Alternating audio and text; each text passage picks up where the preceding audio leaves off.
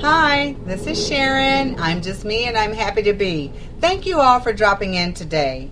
Today I'm going to divert a little bit away from what my normal posts are. Reason being, I have come across many a cancer patient or a person who has a loved one that is dealing with cancer, and the number one question or concern that is posed to me is, why should I be happy that I have cancer?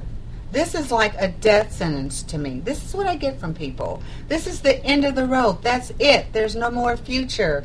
I can't imagine my life from here on out. I get all of these types of responses, comments, and questions. Why are you so happy? You have cancer too. I know.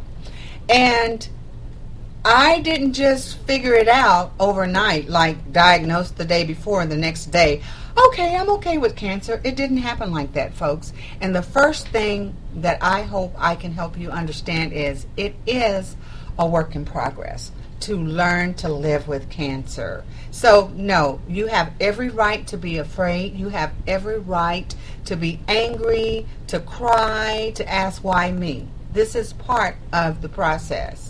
Trust me, I've gone through it too. You have every right to get angry, and I almost encourage that you get angry, because it is that fire that's going to make you get up and say, you know what, okay, I've got cancer, but I'll be darned if I am going to continue to dwell on the negative aspect of this disease anymore. And that's what I had to ultimately do, or otherwise I was just sending myself to an early grave. So I'm posting this video as a small little break, and hopefully that it helps someone out there who is facing cancer, and they may be facing it alone, or like I said, you may have a loved one who is just diagnosed with cancer and you don't know what to do. Well, I'm hoping today that my video will give you some solace, some confidence that it's okay to have all of these fears, but you still have to go on and you can live with cancer, as I have, and many others like myself. So I actually taught a class today, and that's what prompted me to record this video. I volunteer once a month with a wonderful organization, and I help ladies to look beautiful with makeup and things of that nature. And in speaking with one lady, she was very depressed, and she basically asked me, well, why are you so happy? Why are you so positive? You have cancer too. How can you go about and act as if nothing is going on, and you've got stage 4 cancer? And yes, I do have stage 4 cancer. Yes, I do. And I've had it now for 4.5 years. And when I was diagnosed with it, if I hadn't had the surgery that was needed, then I wouldn't have lived past 3 to 4 months.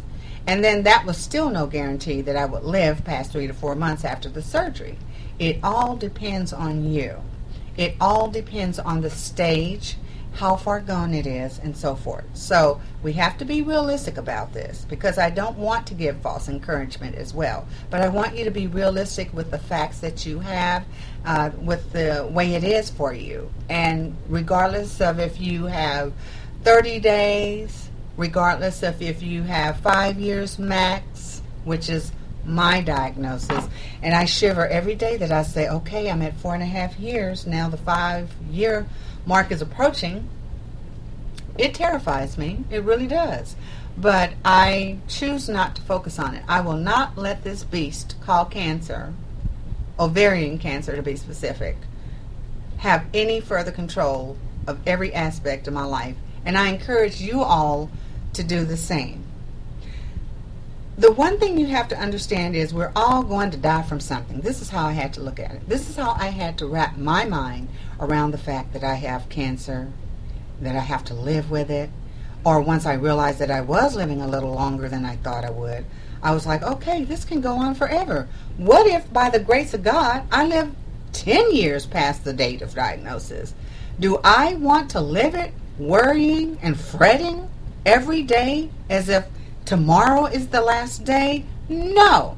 But what I did choose to do was to count my blessings in the fact that it could have been a worse case scenario in which I was no longer here in 3 or 4 months. I was no longer here in a year, 2 years. You have to be thankful for what you do have. Don't focus on what could be. You have to be thankful on what is and what you have, the promise that you can do with the rest of your life. So if it's a 30-day period, live it up to the end. Go out happy. Count your blessings. Count your blessings that you have. You experience love in your life. I have been so blessed to have people in my life who truly love me. I count my blessings in that manner. I choose to do so. When I know so many people who will go their entire life, whether they get cancer or not, without knowing the experience of having someone who loves you unconditionally. So this is how I choose to wrap my gray matter around the fact that I'm living with cancer, folks. You can't focus on the negative. I did that for a very brief period, and it was the darkest time of my life. You will not grow, you will not move forward, you will not get past this, and you will not live. And if you do that to that yourself, I truly believe that the mind and the body are connected to a very strong degree. So once I got past the point of depression, so I did have to take some anti-anxiety prescriptions for a while. It really got me through just focusing so much on it. And if that's what you have to do, I highly recommend that that's what you do to get through this really rough point in time at the moment. Count your blessings, folks. Realize that if you can get up out of bed, because I had times where after each treatment, I couldn't get up out of bed. I couldn't move. I had nausea so terrible I couldn't eat. My lowest point was 108. I thought I would like the idea of being skinny. Not. I never want to be that skinny again. So I'm counting my blessings for the health that I do have, for the blessing that I received when I was able to get healthy again, to get up again, to walk, to go places where I couldn't go before. I would lie in the bed saying, oh gosh, I would love to go to this store or that store. I would love to go to the grocery store and just touch the produce and just see what new products are out. Folks, that's your blessing. Just the fact that you're up and able to still do that every day of the life that you do have. So I'm a real simple person, and like I said, I try to carry my point across as well as I can, and from the experiences that I have had, in hopes that it will help someone. You know, look at the trees now. When I see trees now out of my back window, I don't see the same trees. It's a different type of tree. It's like, wow, that's life. You know, look at the flowers now. You look at them in a whole different perspective. It's like, wow, those are the most beautiful flowers. That's God's work. That's nature's work. Whatever your belief is. So take the small things and magnify them by giving thanks that you are able to enjoy them, that you're able to appreciate them.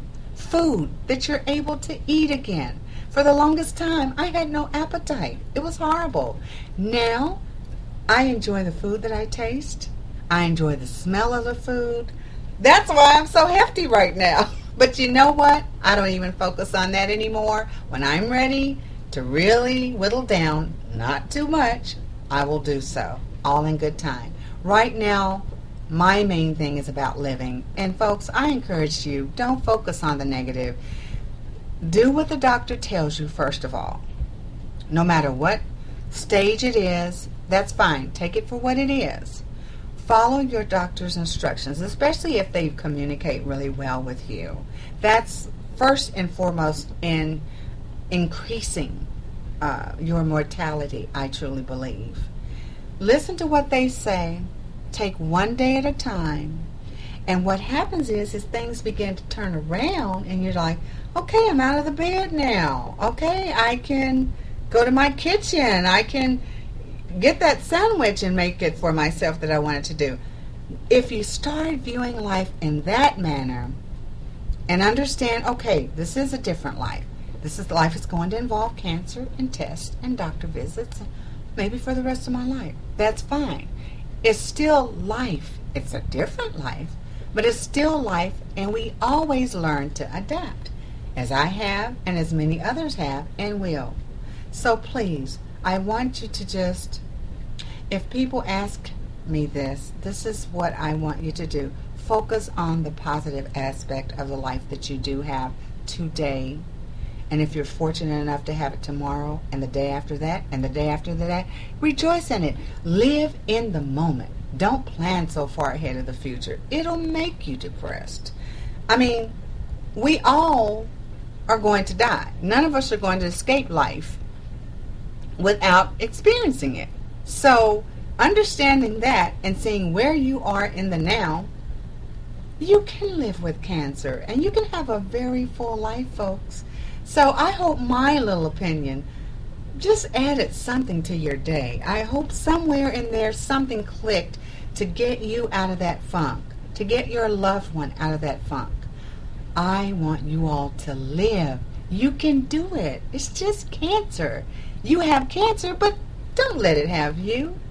I love you folks out there, and I want each of you to stand up to the fight against cancer. In my case, it's ovarian cancer. But for any type that you have out there, stand up to it.